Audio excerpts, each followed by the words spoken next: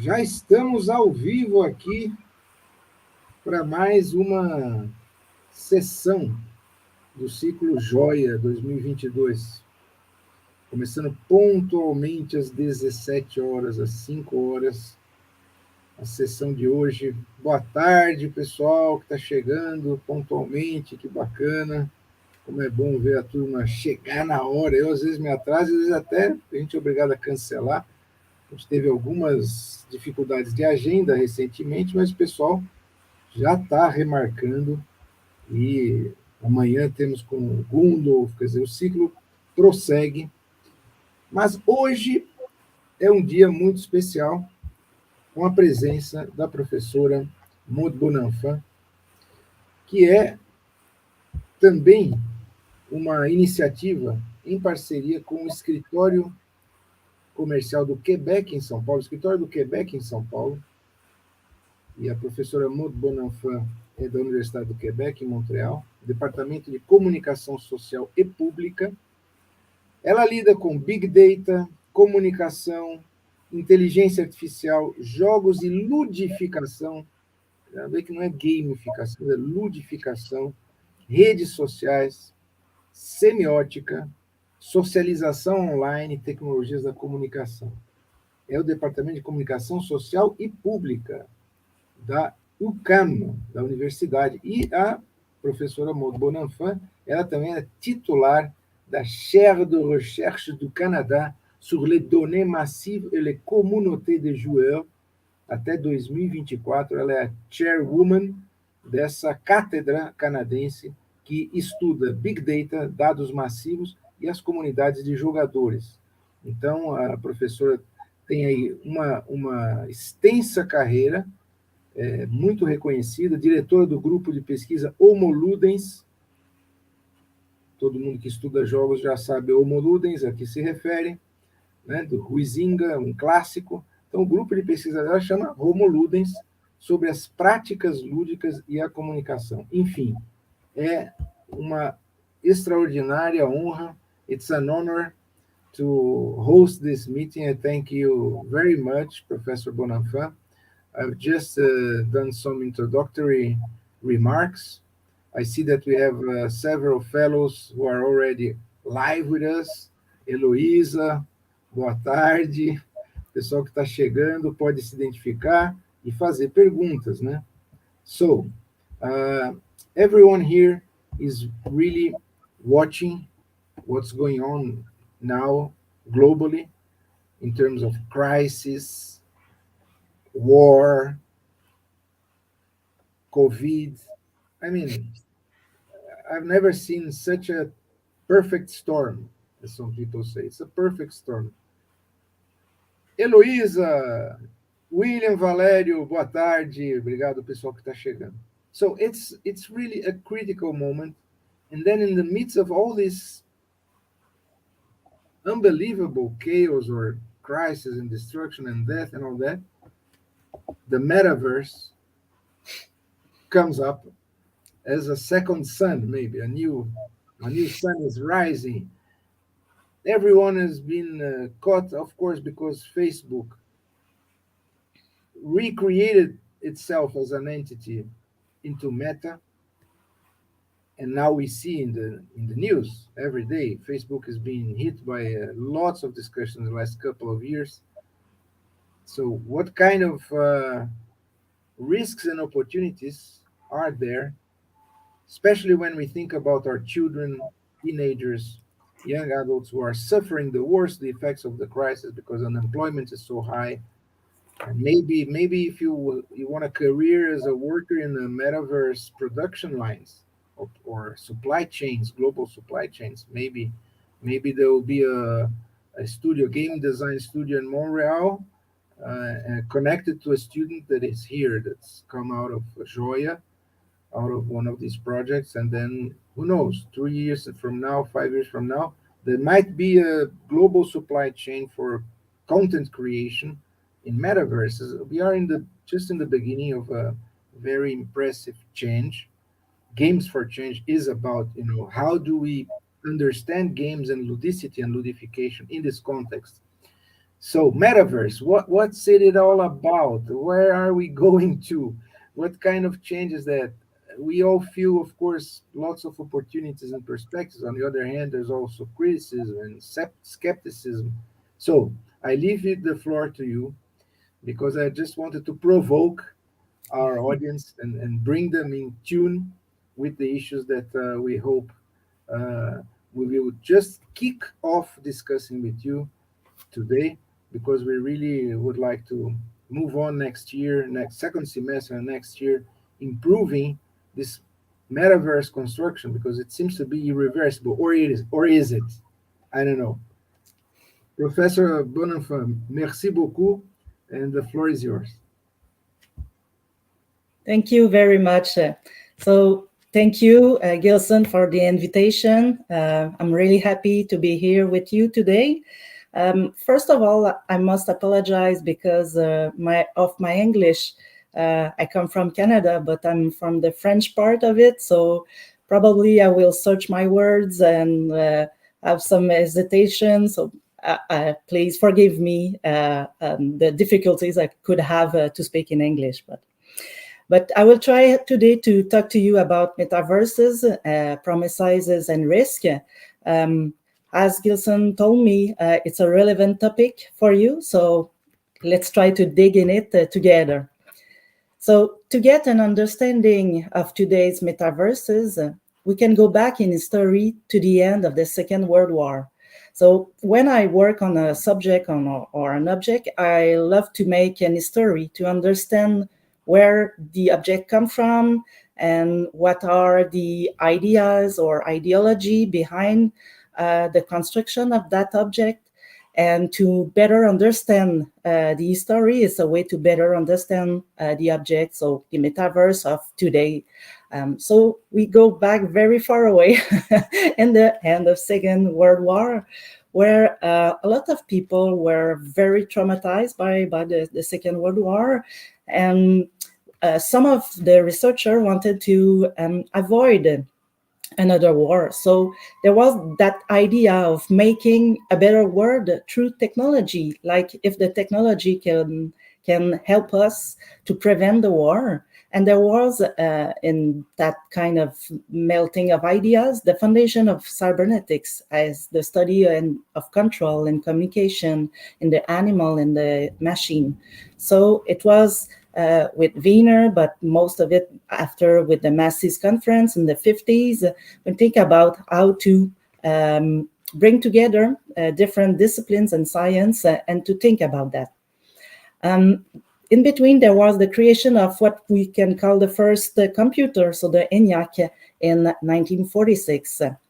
After that, in the 60s, we had that idea of connecting people to facilitate communication.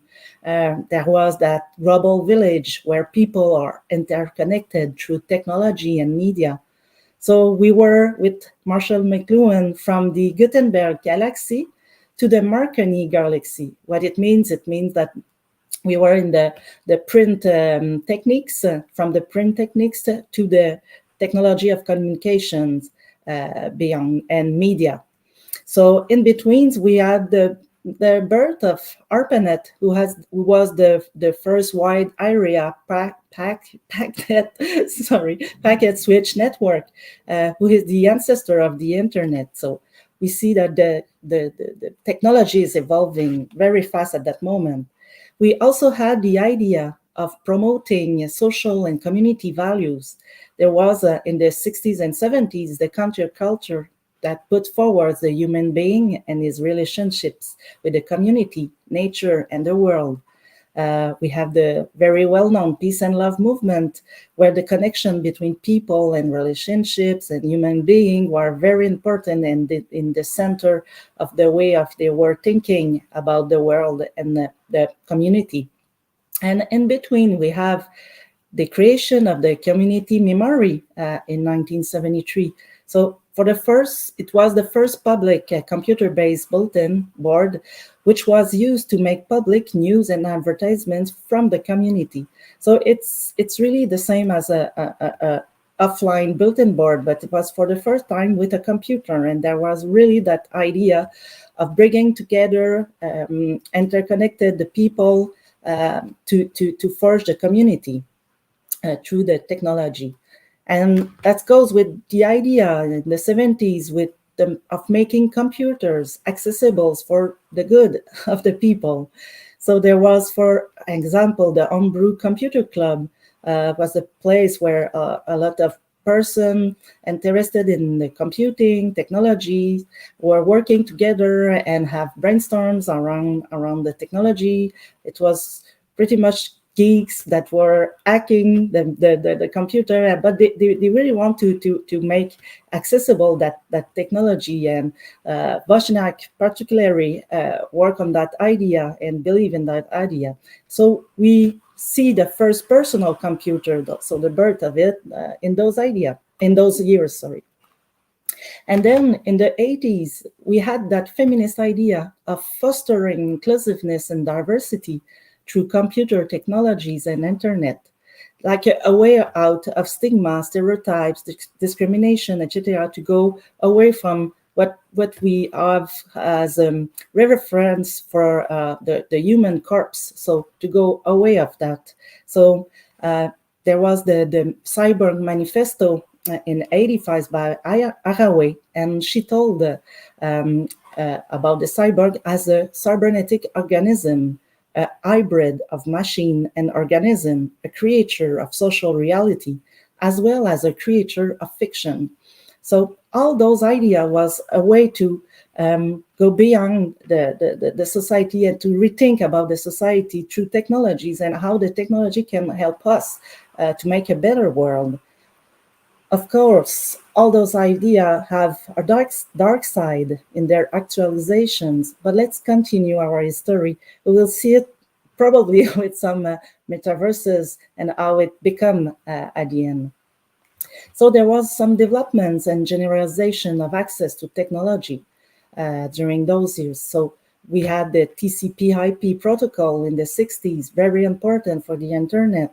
And then we have the console of video game console like the Atari, and then the personal computers that made accessible the informatic and computing in the house and the home of people. So we see that the technology is disseminating progressively and make it accessible to the people. And we see when the personal computers and the network start to work, the first mods, so the multi-user dungeons, pretty much inspired by the Dungeons and Dragons role-playing games. Some tried to make it on the computer, like Will Crowder with the Colossal Cave Adventures, and then Zork that worked with the ARPANET network. So it was a way to play role-playing games, but with text online with a computer. And eventually it was multi-dungeon. So the first mod by Roy Trubshaw, allow people to play together in that dungeon. And we can see there the origin of a kind of metaverse where there was a space where you can go and meet people. And then we have the birth of the first graphic mods. So like with Habitat with 86. And it's interesting because Randall Farmer, the creator of Habitat, say the entire point of Habitat is the people. And it's still true. So it's not so much about the narrative or the aesthetics or another point. It's really about the people. Still today, the metaverse is about the people. There must be a lot of people, and it's to connect people together. And the people are making that world. After we see the birth of the Mu, so the massively multiplayer online, and like the other one, Lambda Mu is a new kind of society. It's written at the beginning of the game, so it's pretty much important. it's in the center of the way of thinking about those MMOs and the first mods, and the ideology and the ideas that were spreading at the moment and before that. With the technology, with that virtual new world, we can create a new society in parallel of the offline society. So an occasion to create a better world in that with that technology and the networking with all the people. So with that idea, we have, of course, the influence of the sci-fi. So we have in the 80s, we have, for example, Neuromancer by William Gibson, who was the first cyberpunk novel, really important for the construction and the influence of the aesthetics of what will become the metaverse. And of course, we have the first time the word was coined by Neil Stephenson in Snow Crash. So in that book, there is Hero, the protagonist. And so there is a quote here where the word appears for. So Hero's not actually here at all. He's in a computer-generated universe that his computer is drawing into his goggles and pumping into his earphones. In the lingo, this imaginary place is known as the metaverse. Hero spends a lot of time in the metaverse. So we have really the roots of what we are seeing as a metaverse still today, and how we can project our ideas of what should be a metaverse. And then there was the sci-fi that play a very important role for the imagination to create the metaverse, but there was also the researchers and the science work on that. So we create some new concepts and notions like cyberspace. So Benedict in 91 said, cyberspace has been defined as an infinite artificial world where humans navigate an information-based space and has the ultimate computer-human interface. However, one defines it, this virtual reality is clearly both the strangest and the most radically innovative of today's computer developments. So we have that concept of cyberspace, so really a space, but cybernetics. And then we have the virtual community that with Howard Rheingold work on that and show how that new space, virtual space that connect people become a community, and we can think about a new kind of community, a virtual community in this cyberspace. And then we have the birth of the first MMORPGs, so like Ultima Online, EverQuest, and then World of Warcraft, and all those video games had really big world in the MMOs, and we can see it, and we can see those as metaverses. Of course, gamers and the industry, video game industry, didn't use that word, but we can see it as a metaverse because it's really big spaces, big universe where you can go and walk for hours and discover the world and make different activities in that kind of world. And we had a lot of those metaverses that developed during the years. But of course, the most famous first metaverse, if we want so, is Second Life, and it was pretty much well known at the moment, so in the 2000s, and it is not a video games, but it was pretty much inspired by video games, of course, very ludic, but you can do a lot of different activities, and already at that time you can make some virtual goods that you sell. There was some university that have a building, some political party, there was some shops, and it was really a replication of a world online. And Second Life was one of the precursor of what we see today for Metaverse. So what's the difference between video games and metaverses? What is the definition? And some of the people say that the difference is there must be some activities other than just playing. Is it enough? So in video games, as you probably know, there is a lot of others and activities than just playing. So there is a diversity of those activities, like economic activities are numerous.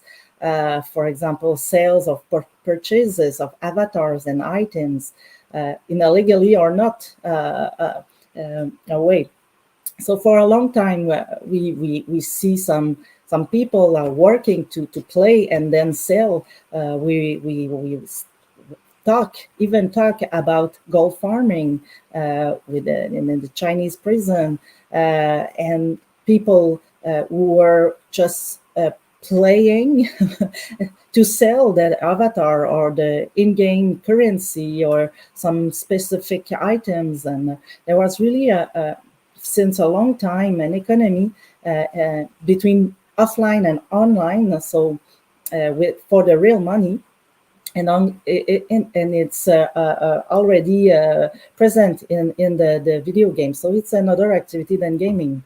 There is also many social activities, so meeting friends, making friends, social support, even dating, etc. So all those activities are there since a long time, since the 1990s for sure. So a lot of gamers, even at that time, say they just connect not to play, but just to meet their friends and to communicate and exchange, socialize with them. So another important activity that is not gaming.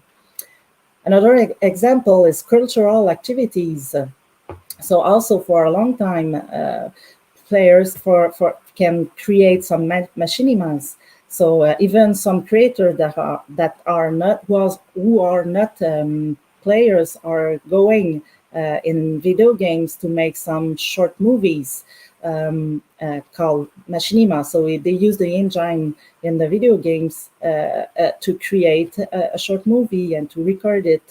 And we have now some concert by pop stars that go in video games with their avatar and making some concert where thousands of players are attending and looking at them. So an activity that is already is going on in the video game. So is it now a metaverse?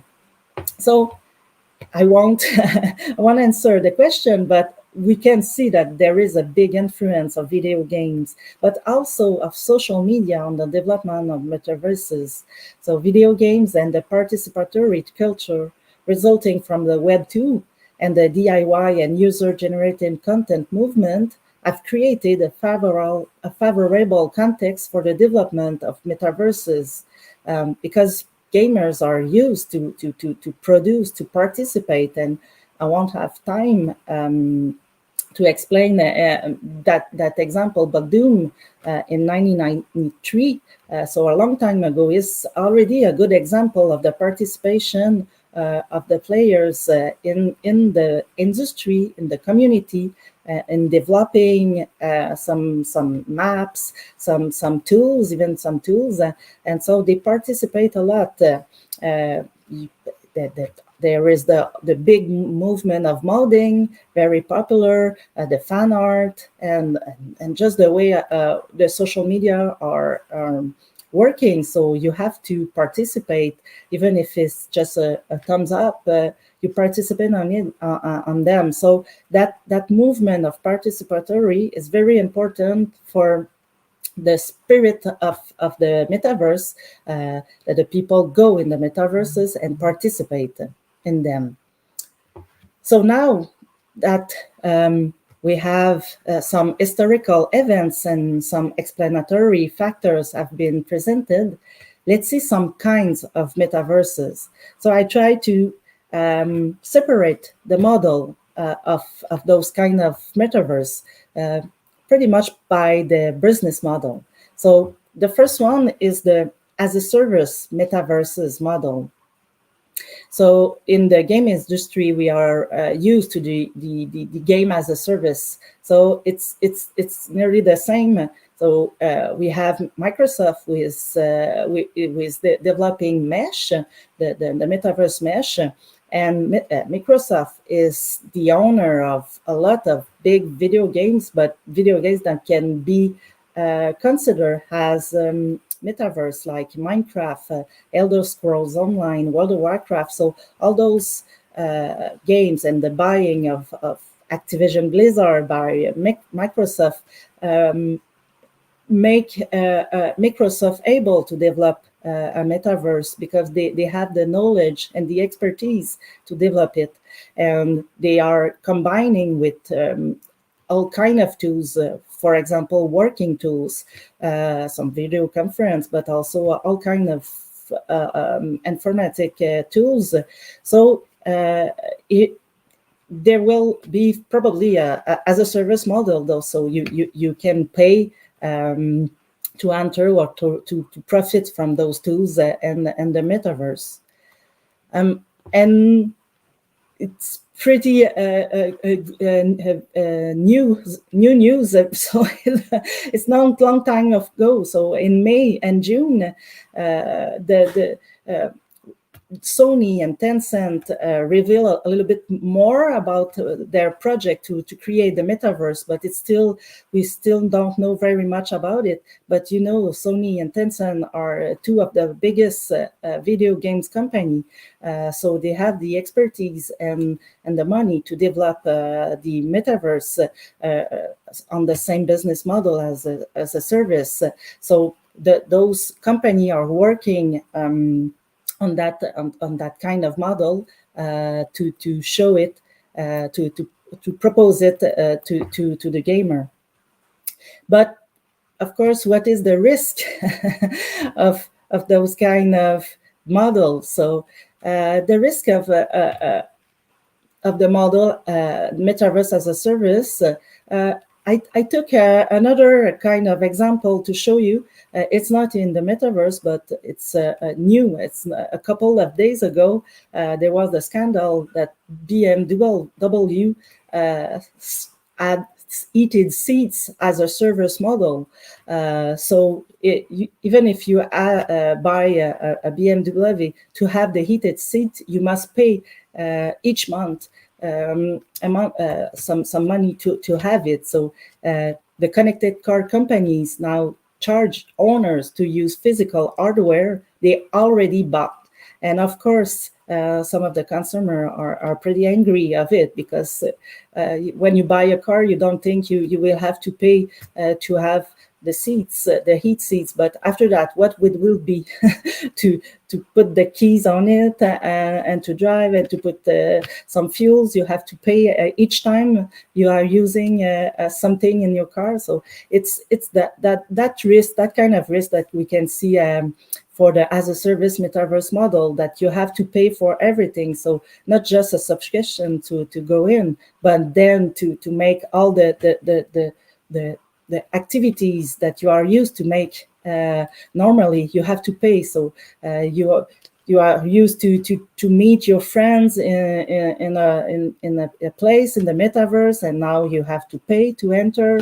You are used to use a special tool, video conference, in that kind of universe. You have to pay, and we will decide how much it costs and what will be the cost, and how do you pay it, and etc. So that's a big risk for me, that there will be no end to the as a service model, and we don't know until what limit those companies can make us pay when we are used and when we have some habits in the metaverse. And like a little bit like Facebook, like we are used to Facebook, because and everybody is on Facebook, so you want to be on Facebook, and you cannot go away from Facebook because everything is going on Facebook. So it's a kind of trap that is possible, a risk with that kind of model. So I talk about Facebook. So let's see the model, the business model of Facebook. So Metaverse is based on their advertising business model. So as you know, it was a big hype last autumn about Meta, the creation of Meta, and the creation of the Metaverse from Facebook called Horizon. So the dream of Facebook is that to make a migration of all those people on Facebook in the Horizon Metaverse, and that people won't just do the socializing activities or some entertaining activities, but also working, even going to school, shopping, all kinds of activities that you are doing every day will be taking place in Horizon. So you have really a life exactly the same, but in Horizon. But as you know, this business model is based on the massive collection of personal data and advertising profiling. And between the years, we had some scandals, and now we know how much data Facebook is collecting, the massive personal data they are collecting. It's huge, and they are using it, selling it, and maybe it's hard to understand. But behind the screen, there is a big market with the data, and that there is data broken, and big companies are selling, buying some data, some profiling, and on real time, and it's billions of money, of dollars. And it's a big industry. So, and it's pretty much not regulated, or not so much regulated. So, and there is some big risk about it. Surveillance capitalism represents a threat to the protection of privacy, the manipulation of consumption, but also the manipulation of political ideas. As you know, with the Cambridge Analytica scandals and the election, the US election in 2016, there was some manipulation. Of course, if we can do some profiling with you, and we know what you like, what you don't like, what you buy, what you watch. We know who you are, and imagine if with Horizon we know where you work, how you work, with what kinds of tools, with whom. We know everything about you with Horizon. So the profiling will be very accurate, and we can manipulate people with those kind of profiling, because if you propose something to a person with algorithm, very good algorithms, so at the end you don't know if you really want it, or if it's because we propose to buy that items, but you buy it. So it's what we call fulfilling prophecies, and the way that those companies are functioning with the profiling, it's like that. So if we can manipulate the consumption, we can manipulate the political idea too. So we saw it with the US election in 2016, and it's really a threat, because we can manipulate if you will vote right or left, or so it's a threat to the democracy. And I think it's not exaggerate to talk about it in those words, like a threat to the democracy. So it's a pretty big risk to go in that business models, with the collecting of personal data and the possibility of manipulation. And then you have the Web3 metaverses model. So some metaverses are created with technologies such as NFTs and blockchains, and are presented as community-owned. So you have two very well-known Web3 metaverses, so Decentraland and the Sandbox. And those Web3 metaverses are based on the libertarian idea, is to eliminate as many barriers as possible so that people can make the metaverse their own. So, for example, in Sandbox, you can buy a land, own it, trade it, make money with it. And lands are really a portion of the metaverse. And you can also make some assets. So you create some items, some objects or some games in the world, and you can make money with it. So you can sell it, trade it, etc. And all that way of doing some commerce is possible with the NFTs.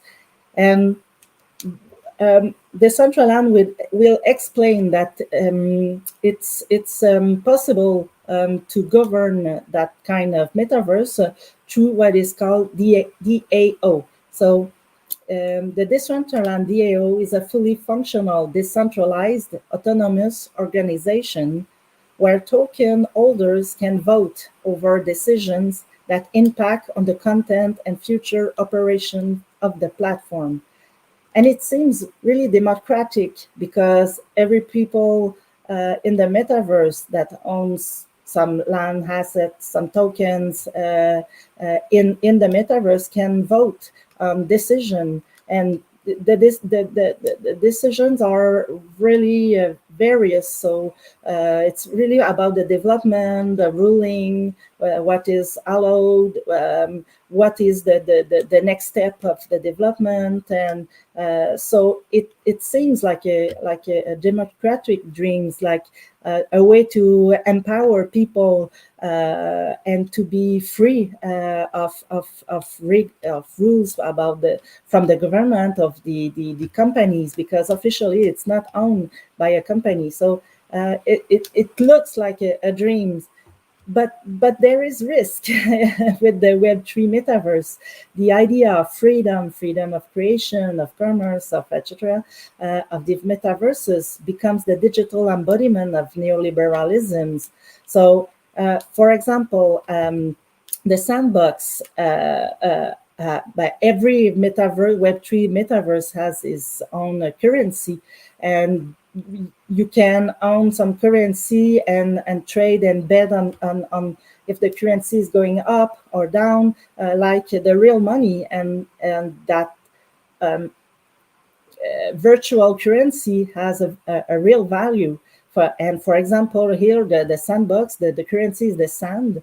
So the sand yesterday the value was 6.71 Brazilian real. So some people bet on that and buy some currencies, some virtual currencies, and sell it, and there is a big market around the speculation of those currencies.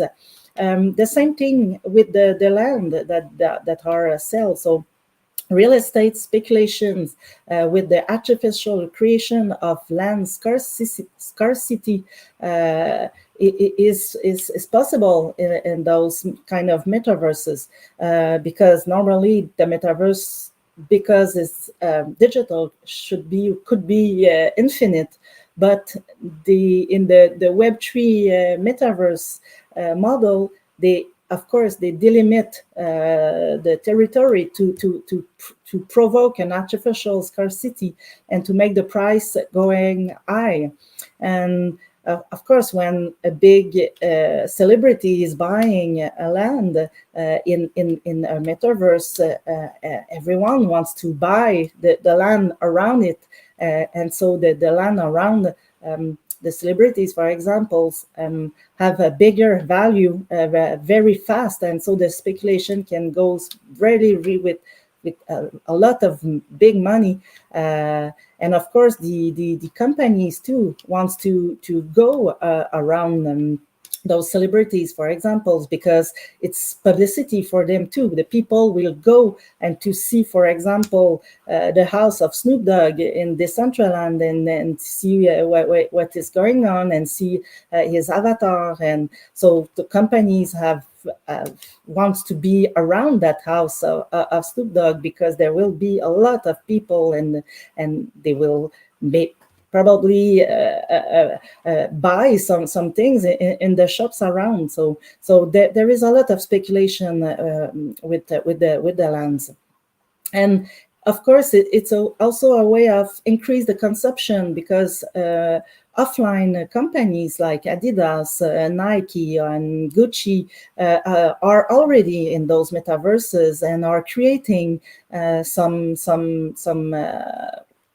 items and are making marketing, and it doesn't cost so much to be there, because it's in digital. It's a new way to increase consumption, where everybody has already all the things they need. So now it's possible to create new needs and to provoke consumption of virtual goods in those kind of universe, metaverse. And that way of thinking of virtual goods and the value of them, it's with the artificial creation of value with NFTs. Of course, like I said, with the land, normally in the digital world, you can reproduce indefinitely some items, but with the NFT, you make them rare or even unique.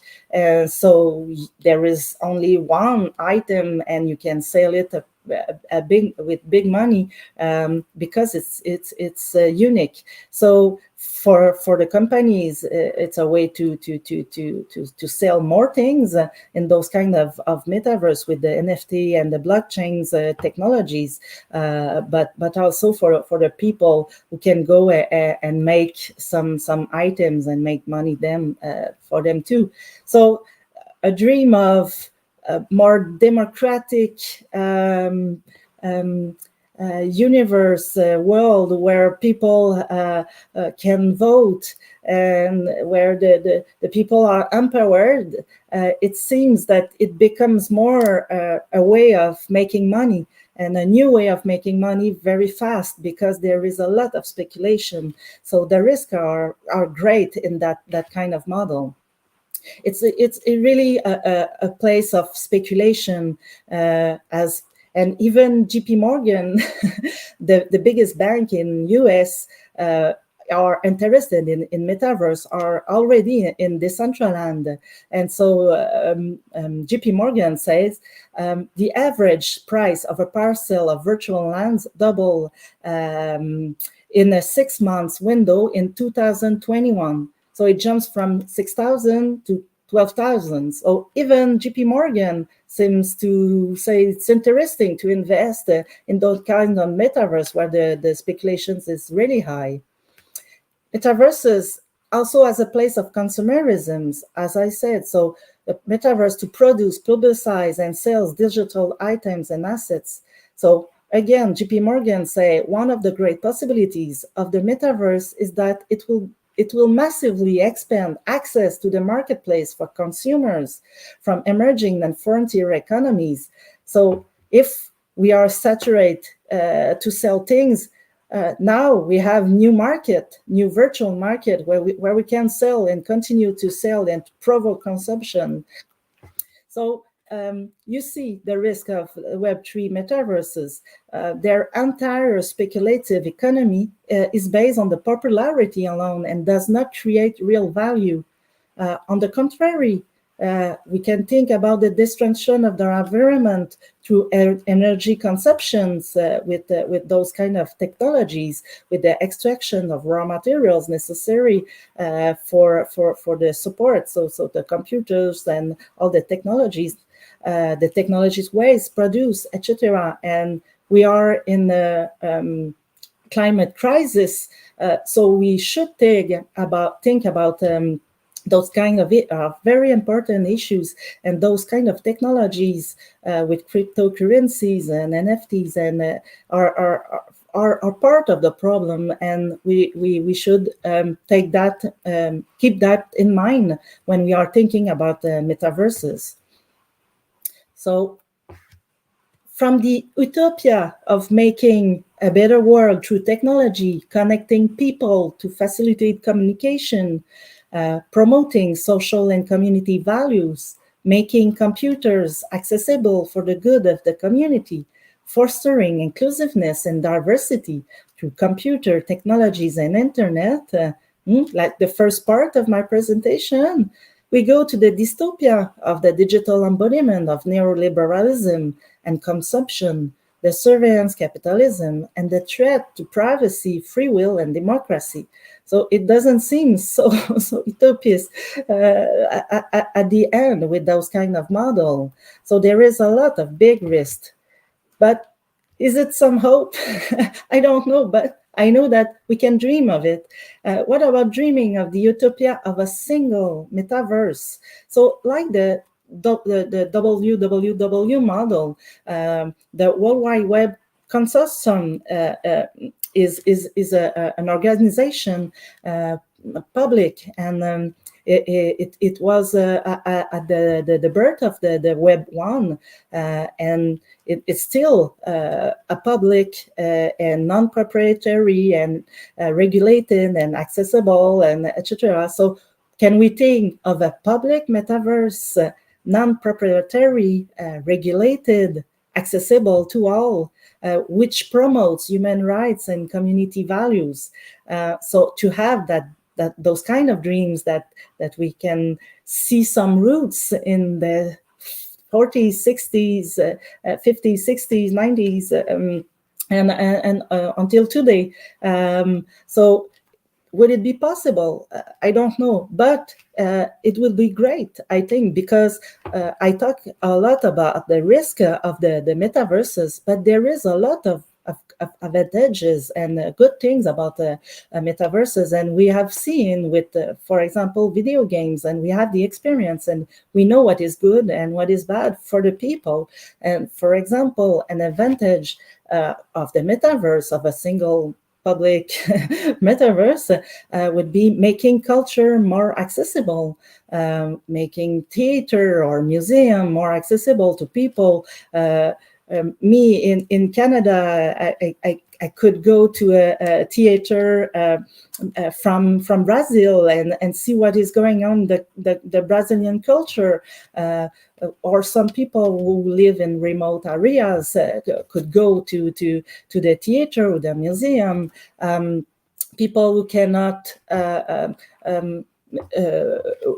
go outside for different reason, because they are living with some handicap, or because they have mental health issues, or because they don't have the money, or etc. So it could be a way to make culture more accessible and to the people. The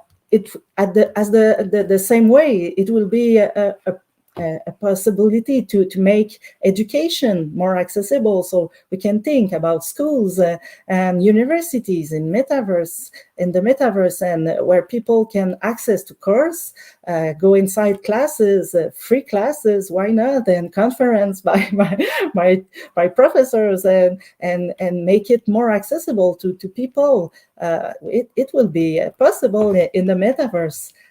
Another advantage will be to diversifying the means of disseminating knowledge.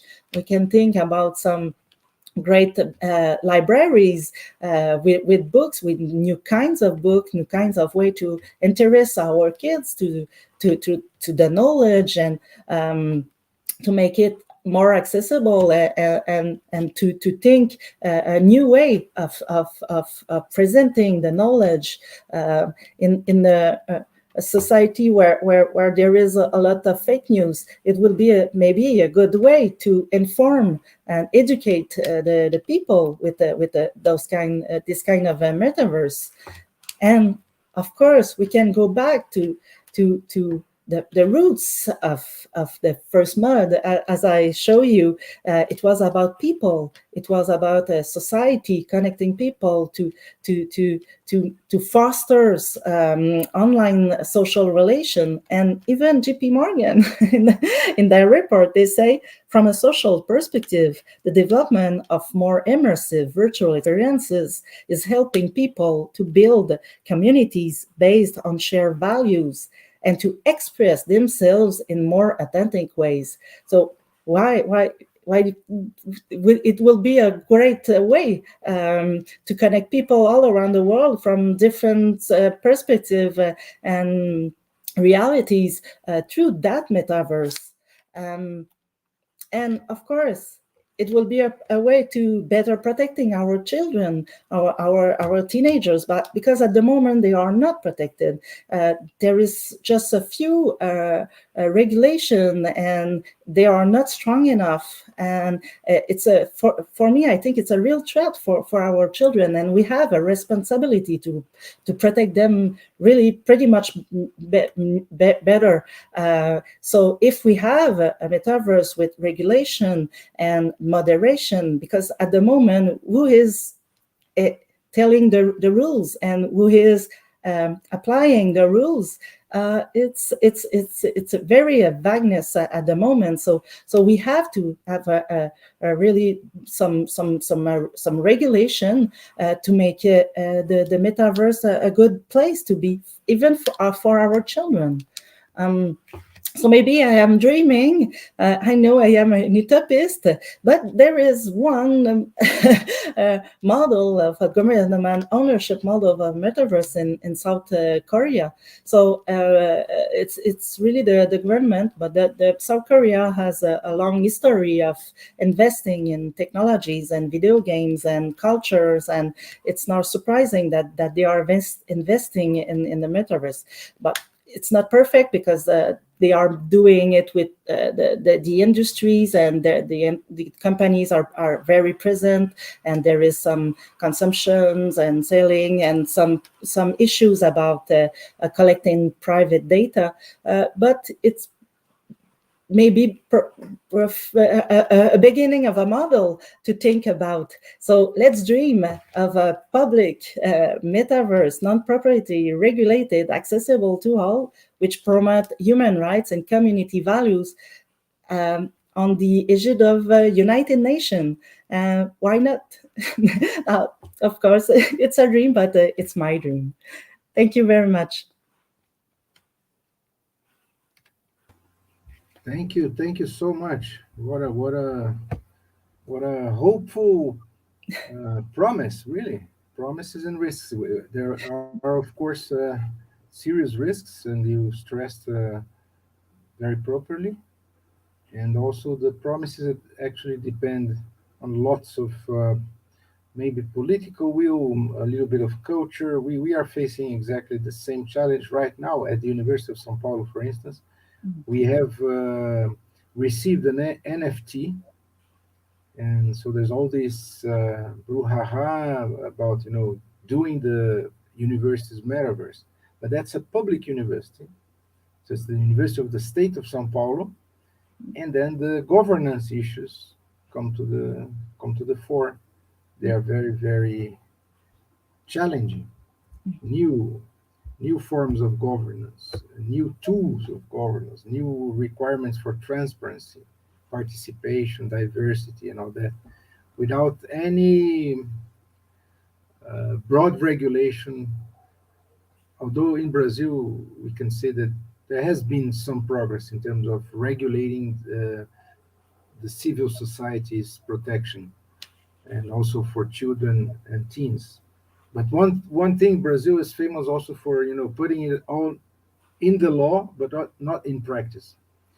So sometimes it's the law that's missing or lacking, but in Brazil, so many times we have lots of laws, and no enforcement, actual enforcement of these laws. But certainly, I think the big tech are now under close scrutiny, close attention, especially for the impact of their interfaces and behavioral frameworks that embedded in their artificial intelligence.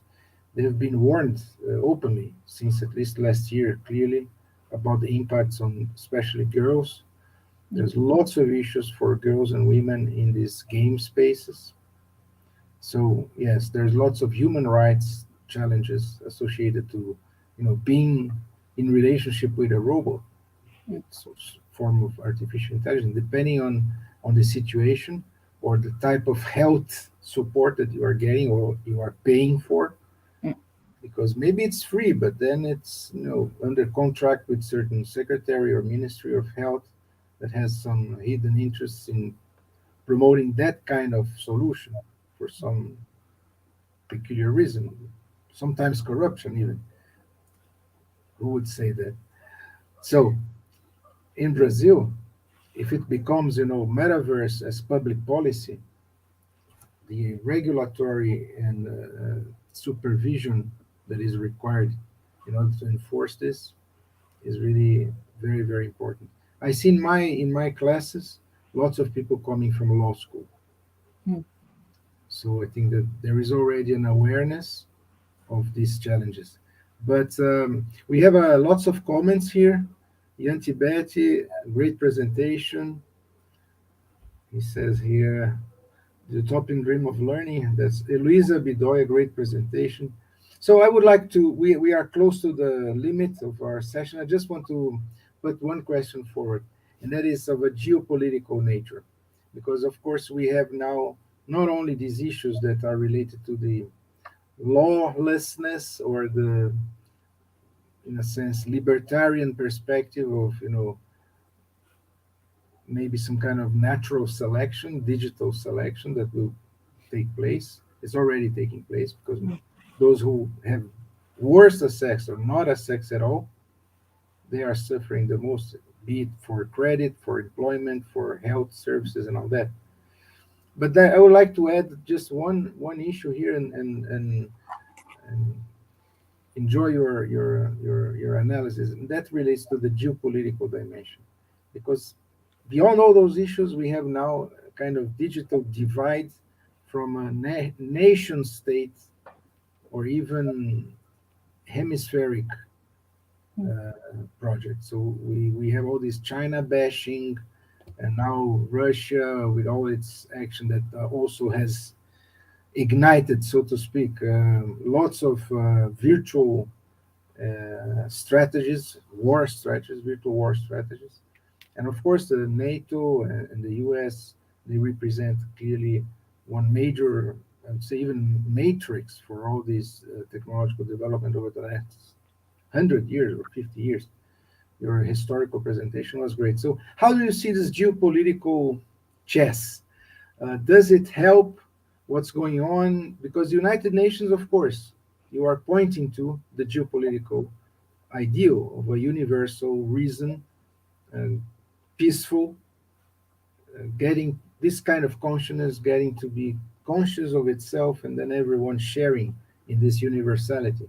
But in all these particularisms, it seems to me now that we are also facing national or chauvinist tendencies that are so strong, so that maybe, even as you said, social media being used to manipulate our identity, national identities, or hopes and fears.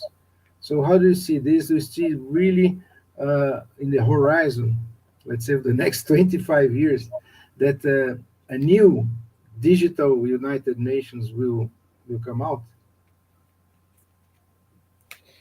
Yeah, that's a great idea, a digital NATO. Why not? Because you are right. I think that the geopolitical questions are not away online, and all those kind of technologies, not only metaverse, but all those technologies, there is some issues, some pretty big geopolitical issues in the technologies itself. So in the support, so the hardware, but also in the software, and the countries or the forces on the planet are not letting that away. They are present, and there is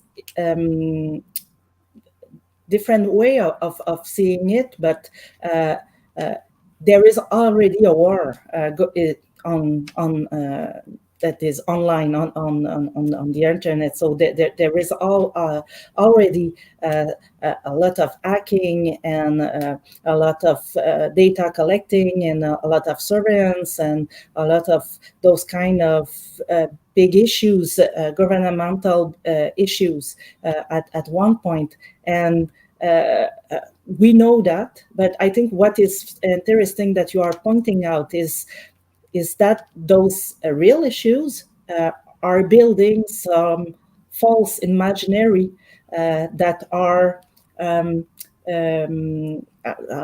that are like food to create false animosity between peoples and countries and nationalities and divide and conquer, and so a way to stay at the power by dividing the people, and that we are suffering from that kind of manipulation. So I think that we must be very vigilant about those kind of issues and always take that in mind and to be critic about it. It's very, very complicated question, of course, but I think that is it's funny that you asked me that question, because when you ask that question, I say, I forget one part of my presentation, and it was about that, because I had a slide about TikTok and the scandal, because TikTok was saying that it's a Chinese company, but say no, we don't collect, we don't share the data with the Chinese government. And a couple of days ago, there was some a scandal that TikTok is sharing the data with the Chinese government, and who knows? We cannot know if it's true, if it's false, if someone has an interest to making us thinking that TikTok is sharing our data, because TikTok is so big, and there is other companies who wants to be at the place of TikTok, so they have the advantage to make us believe that TikTok is a Chinese company and we should not be on TikTok and it's dangerous, and there will be another Occidental company that will pop and take the place of TikTok. And we don't know, and because Chinese government is a little bit opaque for us, we don't know what is true, what is false, and it's hard for us. I had that example to illustrate the geopolitical issues about it. Excellent. Let me stress that, for those who have already been with us for this hour, but also for those who are coming in the future to watch this video, I would like to sum up. I hope not to be misleading, but I would like to stress at least 3 ideas that Professor Bonenfant brought to us. The first one, very important in the beginning of her presentation, is this idea that a positive, creative, or let's say constructivist culture, especially in the digital realm and the technological realm, is a project that goes back to a feminist perspective. She didn't explore that much later, but I think this is very, very important. So let's think about those who are going to write for our partnership with the Quebec office in São Paulo, want their texts to be on our mural. Think about this. What would be a feminist perspective, and how Professor Bonenfant ideas and criticism are also an expression of that kind of perspective. I think this is really very, very important. Second point, I think, is that the metaverse could be described in short as an important convergence between games and social media. So this is really very, very insightful as well, because what we are watching is not the emergence of a total novelty, but it's really like the evolution of a complex mode of digital existence that is mixing machines and human beings in different levels of experience. And the ludic experience, of course, is part of this new internet, as well as all the mysteries and also the tricks of the social media markets. So it's interesting. So I think it's a real challenge, both for the entrepreneur, for the teacher, for the researcher, for the policymaker, because actually what we are really watching is a kind of a mutation within this uh, highly iconic mode of life that we are living now. This kind of what I call economy, not economy, but an economy. It's really this kind of mixing the different streams of development, and of course these different streams are clearly connected also to strategic military geopolitical issues. We are talking about infrastructures, platforms, raw materials, rare metals, uh, copper wires, wireless frameworks, the 5G, the geopolitical battle around the 5G. So I think that the third issue really was Professor Bonenfant, I would say, quite realistic and yes, I would say realistic approach to the real world. That's why I think it's realistic. It's a real world of interests and established organizations and all that. And of course, this takes us to the future, to the possibility of a new globalization, maybe a re-globalization that's more sustainable, that's really connected to the universal values that Professor Bonenfant so well summarized at the end of her presentation. Of course, I'm missing a lot because it was such a rich presentation, but I thought that these three points were really quite inspiring, and I want to stress for all the teachers that are participating in our sessions that these could be very interesting subjects for them to write about. So, Professor Bonenfant, thank you very, very much. And the final words are yours. Thank you so much. Thank you very much. It was a great pleasure. Thank you. Pessoal, olha lá, dei umas dicas no final. Vamos escrever. Obrigado, obrigado. Boa noite. Bye, bye.